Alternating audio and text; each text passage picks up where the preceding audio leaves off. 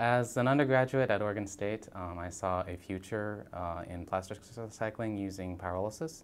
But about the time I was looking for graduate school, it was made clear to me that this sort of research wasn't really taking place in academia anymore.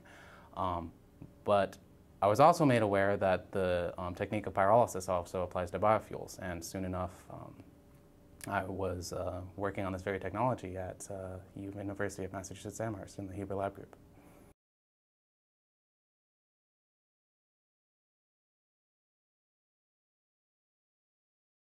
That would be choose your mentors wisely. Everyone has an opinion on what you should and shouldn't do with time and talent. But it's only successful people who can relate to what you're going through that can really help you apply yourself effectively. And really, these are the people you should be listening to.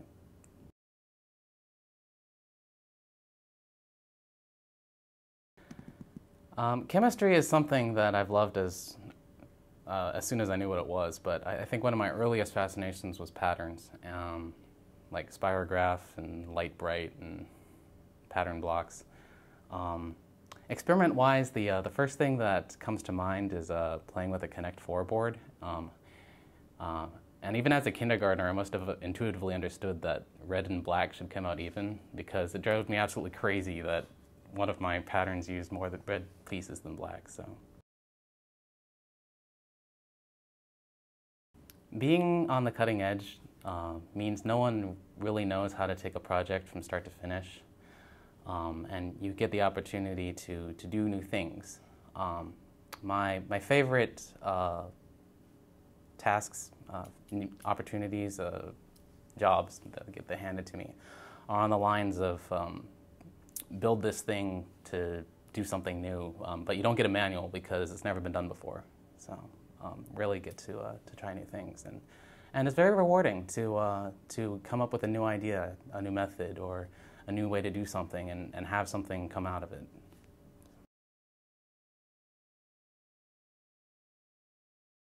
I'm still a student, and so I'm trying to figure that out. Motivation is a huge, huge part of consistently producing quality work, and for now, I think I found it helps to keep myself inspired.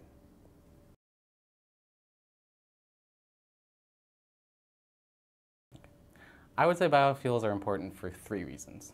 The first one is national security. It's to our interest to be producing that energy domestically. One such method is biofuels. The second reason is carbon-based infrastructure. This is basically all the machines that run on carbon-based fuels like gasoline cars and diesel engines. The only way to use this infrastructure sustainably is if we take all the carbon that these machines put into the atmosphere, if we take it out and then we turn it back into fuel that work in these cars. Anything else is basically unsustainable. So the way nature does this is with photosynthesis. Basically, plants have the ability to take energy from the sun and the carbon from the air and then convert that into chemicals that contain energy. So the science of biofuels is just basically taking that carbon and that energy that's contained within the plants and converting it into a fuel that we can use in our cars. While it would be worth our time to build, say, a hydrogen-based infrastructure, building something that big takes a lot of time. We're talking on the order of a decade. The huge benefit of biofuels is that it's a way to use the current infrastructure in a way that's green today. The third reason is reducing climate change.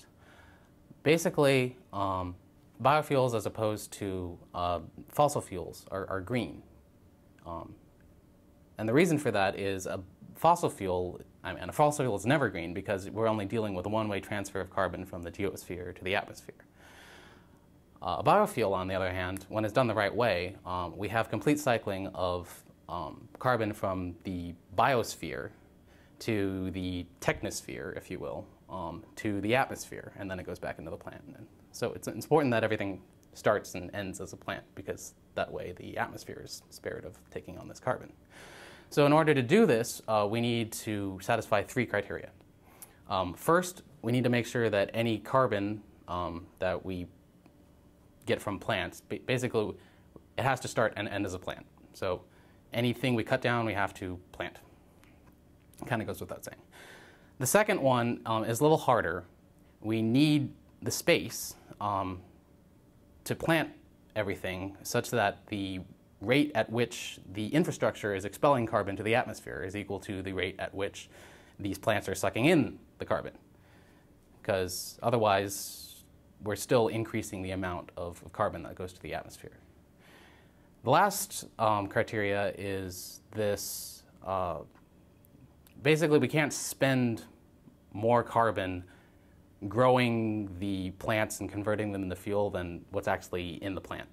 Because otherwise we're spending a lot of money. You can think of it as money, but we're spending a lot to get little back. And basically that results in putting more carbon in the atmosphere. So as far as the advantages of this particular technique, this is a thermochemical technique rather than a bio-based microbial technique, which is a much less drastic change over. It's sort of a technique that the petrochemical industry is used to. So we know a little bit more about this process going in. So there's fewer unknowns.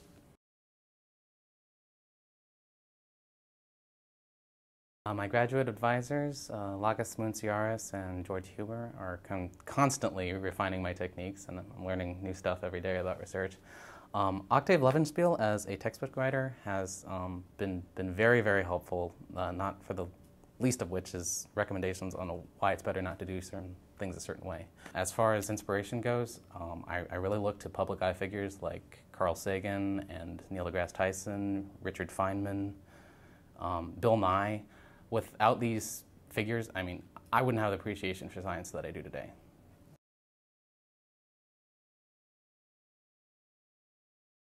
I say this all the time and it still raises eyebrows. If you get accepted as a researcher in science, technology, engineering, or mathematics, the school pays you. Basically, class tuition is usually waived and they pay you to do research. And let me tell you, I mean, getting paid to go to school, I mean, why wouldn't you?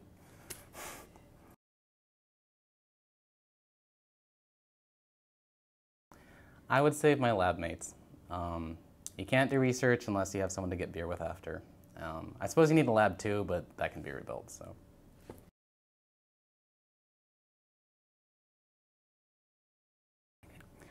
On weekends, I like to go blues dancing with my girlfriend. So Nora Jones and Diana Krall are artists I like listening to a lot. The other half is some electronica like Owl City and Rob Dugan. I'm not proud to admit it, but these days I let Pandora do a lot of the heavy lifting.